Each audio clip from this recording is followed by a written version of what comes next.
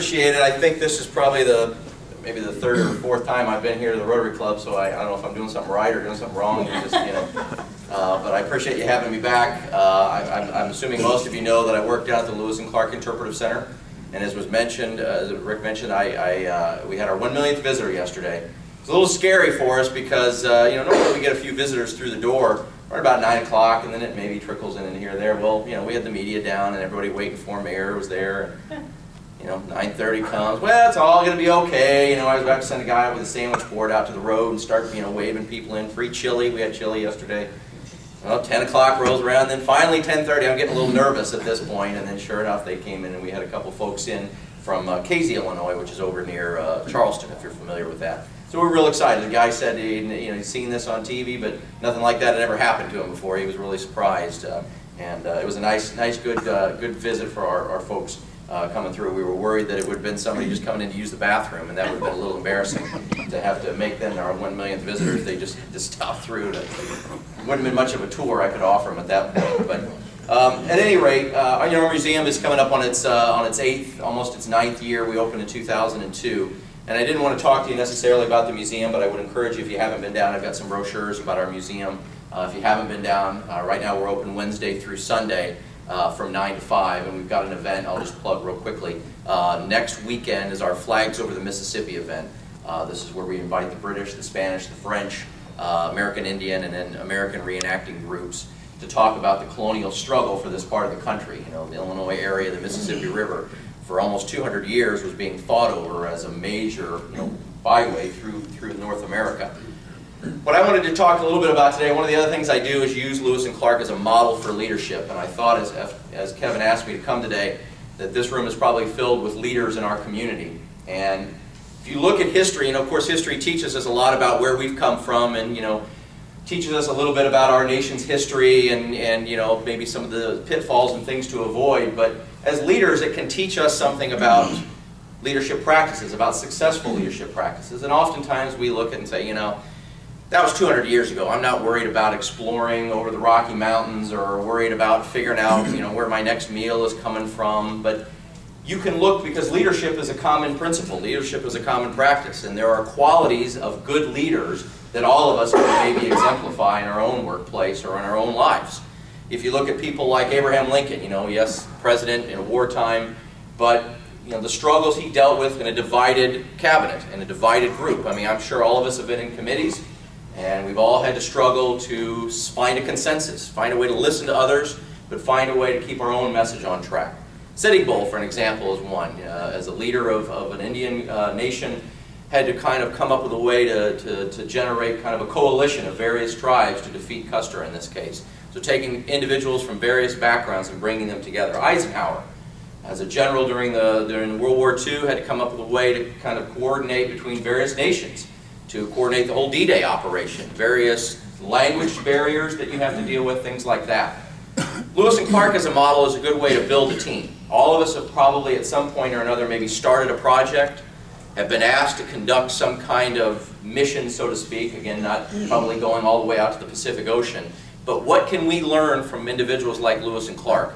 And one of the things that I've been kind of able to do, or lucky to be able to do in my position, is participate in some of these history as leadership training classes. There's a company out of Gettysburg, Pennsylvania that does this. It's called the Teager Corporation, and they've asked me to serve originally just as a consultant for when they brought people to the Lewis and Clark Museum, but I'm now on their faculty talking about Lewis and Clark as a leadership model.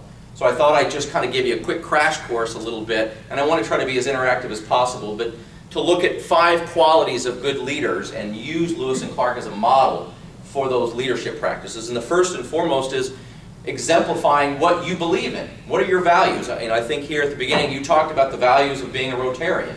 But what do you personally believe in? What are your values? Can you identify them? If I were to ask you to identify a leadership value of Lewis and Clark, what would you tell me? What is something that stands out in Lewis and Clark? Maybe what you know, maybe what you've read about Lewis and Clark as a good leader. And we know, we can look back at hindsight that they were good leaders. They were successful in what they did. But what do you think exemplifies a good leader? Or what did Lewis and Clark exemplify to you as a good leader? I don't have any prizes for you, but I'll give you a penny. I guess I don't have anything in my pocket. But what's a good leader, folks? What do you think when you think of Lewis and Clark as a leader? What do you think? Perseverance. Perseverance, overcoming extreme obstacles, perseverance. Strength of character, perhaps. Inquisitive. Inquisitive, right, that inquisitive nature, to check, to challenge. What else? Think about where they may have come up with these qualities. Think about what you as leaders have suddenly, what do you exemplify? Who were your mentors? Think about Thomas Jefferson. Thomas Jefferson, President of the United States at that time. Meriwether Lewis was his personal secretary. Lived in the White House with Jefferson. Can you imagine the pressure of that? And then one day Jefferson says, writer of the Declaration of Independence, right? President of the United States, comes to Lewis and says, Lewis was 29, by the way. Lewis, I want you to lead this expedition, and the fate of the nation is probably going to be in your hands. I'm thinking about buying some land. I haven't seen it yet, but I'm thinking about buying it. Guess what? It's going to be a penny an acre. Anybody know where you can get land for a penny an acre? If you can, please let me, because anyway, penny an acre, $15 million. But I want somebody to go out and tell me if it was worthwhile. I want our nation to expand beyond its own borders and look for this passageway to the Pacific Ocean. And you, as a 29-year-old captain in the military, I want you to lead it for me. Has anybody ever been in a position where your mentor, someone you looked up to a very great deal, handed you an opportunity? Did you feel scared? I bet you did a little bit. I did. They handed me a $7 million construction project. Kevin's right, I was an assistant manager at New Salem.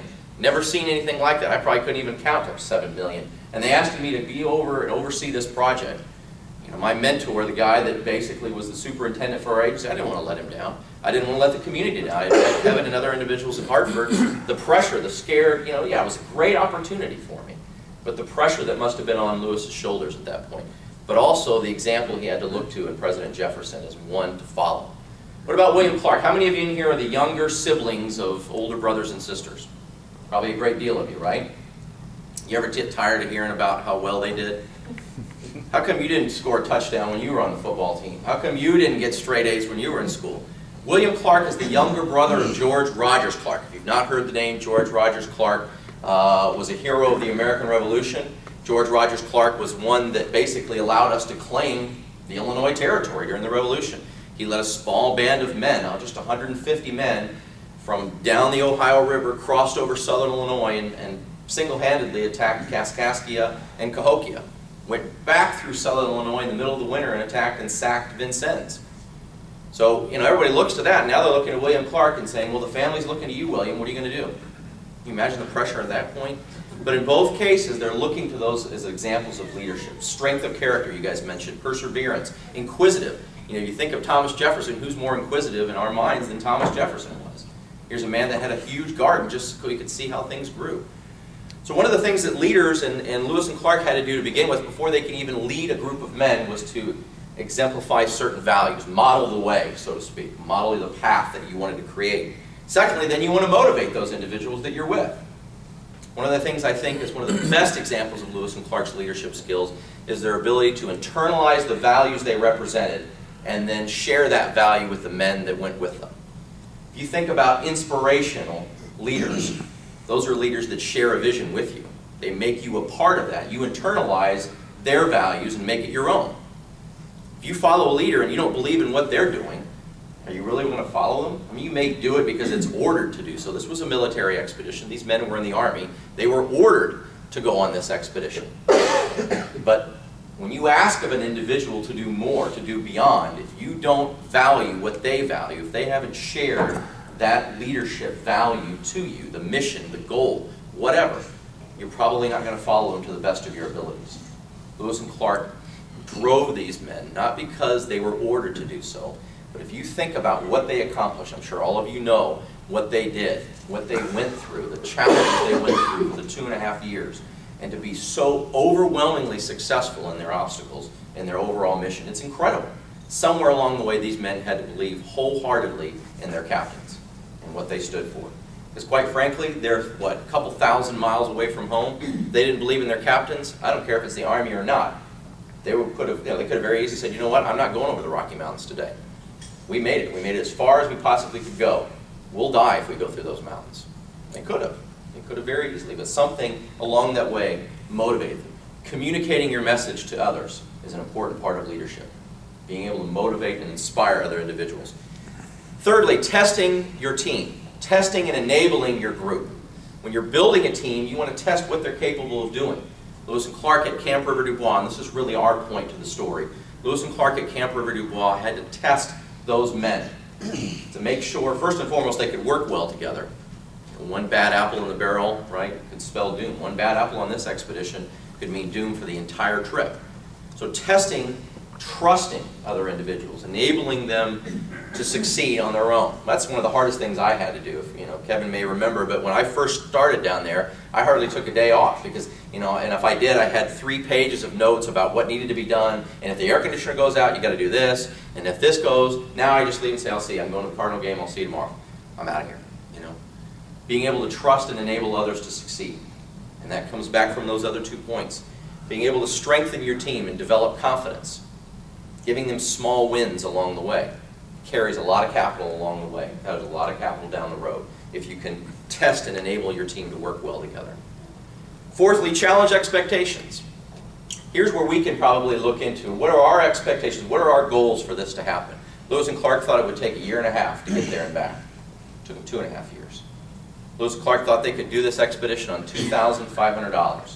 That was the budget for the expedition. Lewis went grossly over it. He spent close to $15,000. So in that case, he kind of maybe challenged that expectation a little too much. But trying to prepare for the unknown, doing your best to prepare yourself and your team for those unknown situations. When trouble comes along, when obstacles show up, seize the initiative. Don't wait for the worst to happen. Immediately attack that by seizing the initiative. Sometimes failure can breed success. We talk about success breeds success. Sometimes success, or actually sometimes failure, can breed more success. Certain circumstances where you see something has gone wrong, you can stop and learn from that. These are things that Lewis and Clark did on their expedition. Find help from others. I'm sure all of us at some point or another in our positions and our jobs as leaders have asked of others beyond our control, learning to trust others, learning to find help from others. Lewis and Clark, quite frankly, would have never succeeded on this expedition had it not been for the help of the American Indians. That had to be a hard thing. These were people that necessarily didn't trust them to begin with, and now you're asking to put your lives in their hands. So our ability to trust others, outside contractors, put it in commodity terms, outside contractors. Finally, a good leader rewards and encourages his team, finding ways to reward them, finding ways to encourage them. What are ways that we can encourage ourselves or our own people that we work with, our subordinates, our co-workers, etc.? How do we reward? How do we encourage? Financially, giving them a day off, setting up, activities, whatever. But doing these small little rewards, again, carries a great deal of capital. What I ask of you today as leaders is to go home or go back to your workplace and think about some of the qualities that you exemplify as a leader. There are ways that you can improve. Have you encouraged your coworkers? Have you stopped to reward them for a job well done? Have you trusted them in an opportunity where you maybe thought, you know what, I'm not sure I can let this go, but have you taken an opportunity to trust them? Have you failed but then succeeded later on? Have you succeeded and then not learned something and failed? Try to take some of these lessons from history. Go back and look at individuals like Thomas Jefferson, like Abraham Lincoln, like Eisenhower, like Sitting Bull. There was a book, 20 years ago, right? Leadership Secrets of Attila the Hun. You may remember that book. I don't know what Attila the Hun necessarily, I didn't read it, but I don't know what he can necessarily teach us. But my point is that we can look back to our histories. I teach history at Lewis and Clark Community College, and the adage that those who fail to remember history are condemned to repeat it, that's not a threat that I tell my students, okay? It means something. Those of us that forget where we've come from are doomed to make the exact same mistakes. So learn from individuals, even if you can't necessarily see the connection. My challenge to you is to find that connection in your own leadership styles. So thanks very much for your time today. And come down and see you.